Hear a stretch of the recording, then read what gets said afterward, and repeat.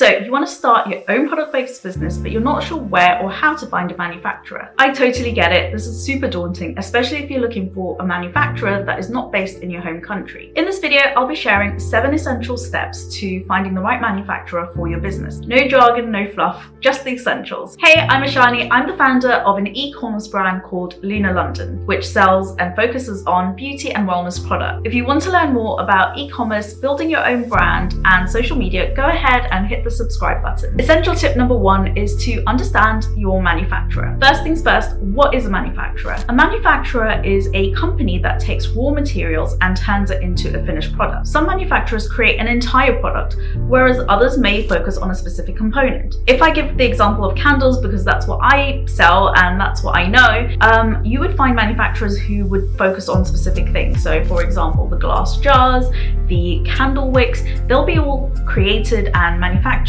With candles, you would have multiple different manufacturers if you choose to go directly with a manufacturer, and they would be focusing on things like glass jars, the cardboard containers that you have, candle wicks, the wax, fragrance. So you could go to multiple manufacturers for different components of your product, or you could go to a manufacturer that gives you the full thing at the end. And by the full thing, I mean, you know, the entire candle already made in its box, designed, labeled, everything done. Not all manufacturers are suppliers, but all manufacturers do supply a product. It's really important to understand your business model, because that will help you dictate what is the right business partner for you.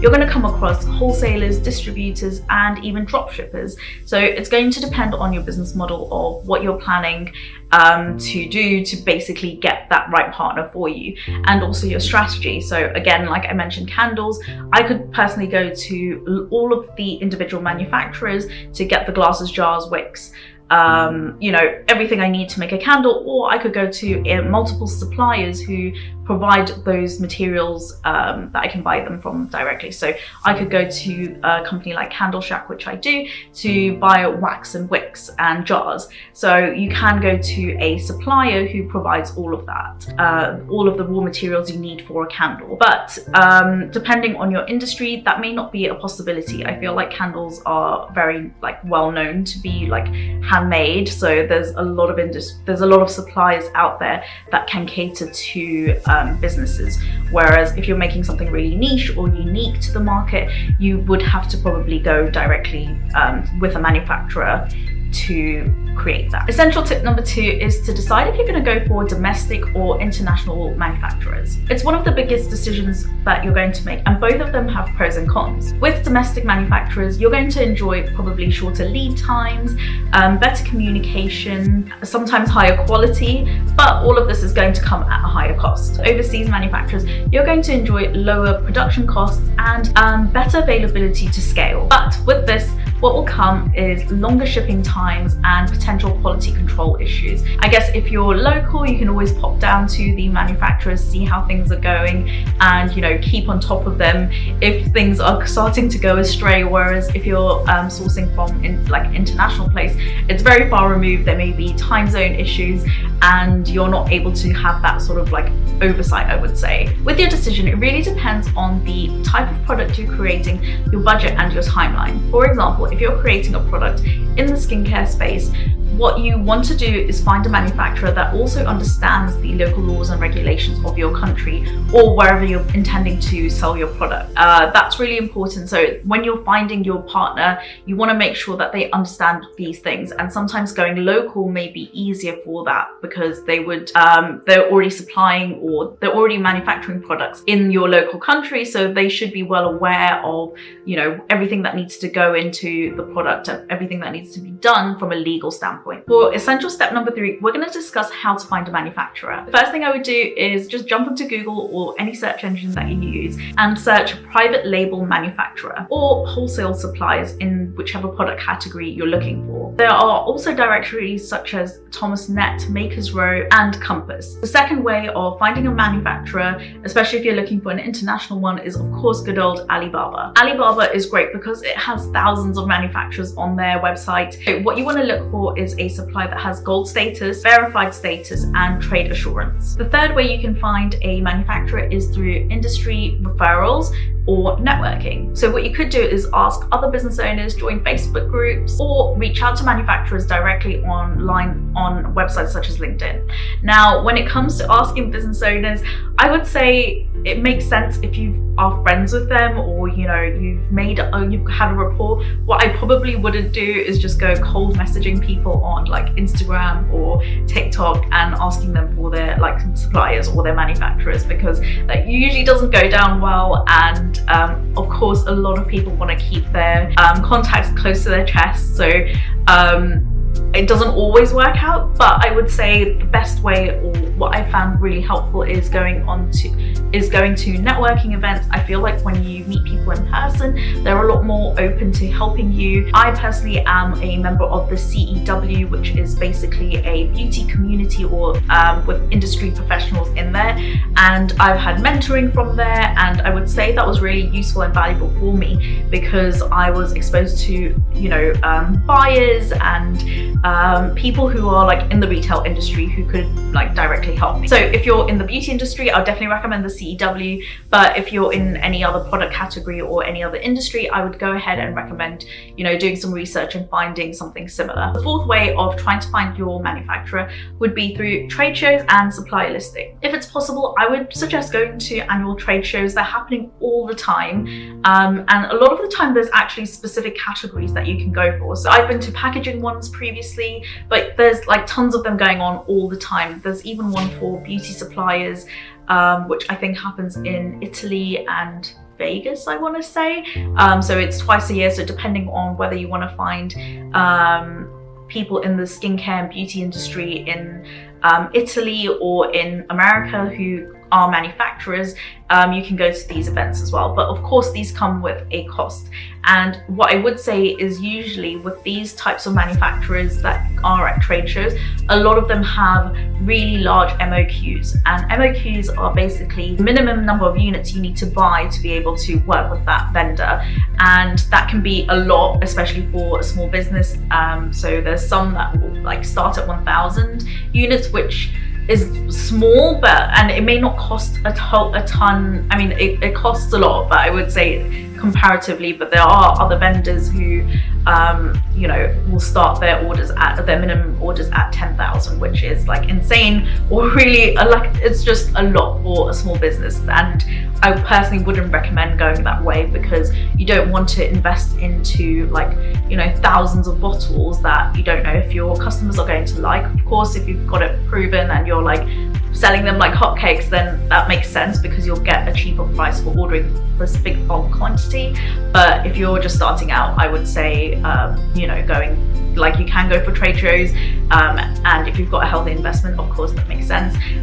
But if not, this may be a bit more of a mature way of once your business has grown in maturity, then I would suggest trade shows. The fourth essential step is vetting your suppliers. Once you've got a few potential suppliers, don't just take their word for it. They're going to promise you the world. They're going to say they're the best at doing everything, that the most ethical, that they, everything like is sunshine and rainbows. That's what they're going to try and convince you.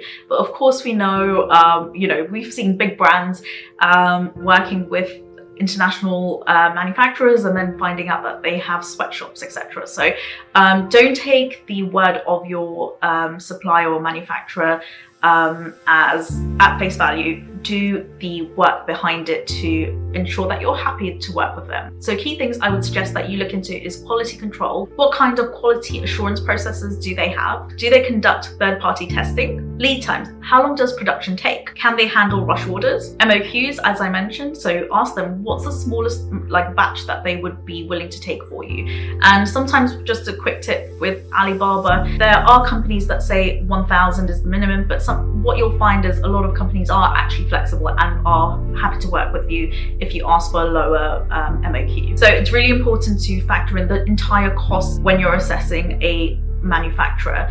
So what are their shipping costs, their import taxes, and sample costs? The next thing you want to do is verify their factory certifications. Do they meet safety and ethical label standards, or SA 8000 for ethical sourcing? If possible, and if your budget allows it, I would suggest doing a virtual or in-person tour around the facilities. This will give you peace of mind that everything is above board. Finally, when vetting your manufacturers, you want to check their reviews and testimonials, because of course that's going to give you a bit more peace of mind as well. Essential step number 5 is to order samples and negotiate. Never miss the sampling process. Before committing to a full order, always test your sample. And you may ask, what are you testing your samples for? The first thing I would say is material quality. Is it what you expected to receive? Durability. Will it hold up with regular use? And finishing details. Are you happy with it? Is it aesthetically what you were expecting? Once you're happy with your manufacturer's samples, it's time to negotiate your terms. You don't have to accept the first price that is offered to you. Most manufacturers are expecting a back and forth, so you may be wondering what terms you can negotiate on. I mentioned it before, but I would highly recommend negotiating your MOQs down to a smaller batch, especially when you're first starting.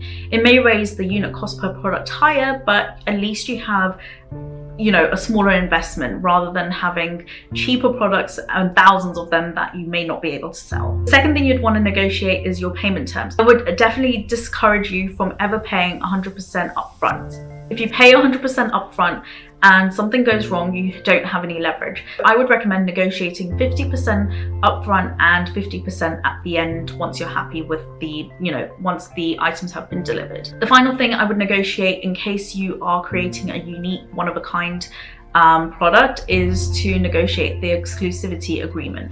If it is a unique, one-of-a-kind product, you're probably investing a lot of money to get your prototypes done, and you don't want that to be sold to, your competitors. So definitely agree that with your manufacturer. Essential step number 6, and that is placing your first order. Once you're confident with your manufacturer, it's time to place your first order, which is a super exciting time. As you place your first order, you want to make sure that you have signed a contract, read the terms properly, and make sure that whatever you've negotiated is included in that contract. So this contract should outline the pricing, what would happen if there's any issues or defects, and it should also outline the lead times. I would suggest you keep extra samples on hand for quality control. You can compare the batches that have been manufactured versus the sample to see, if anything's been changed in the meantime, and use that as your quality control standard. I mentioned it before, but try as much as possible to start with a smaller batch rather than a larger one. You can always place a larger batch later on, but you never want to be stuck with things that you haven't tested or haven't tried out yet. Last thing I would ensure with your manufacturer is to keep up with communication. It's so important. A lot of the time your manufacturers are going to come back to you and ask you for your comments or for feedback on something, and if you don't give it to them in time, you're impacting their production schedule and you could potentially delay your product coming out to you on time.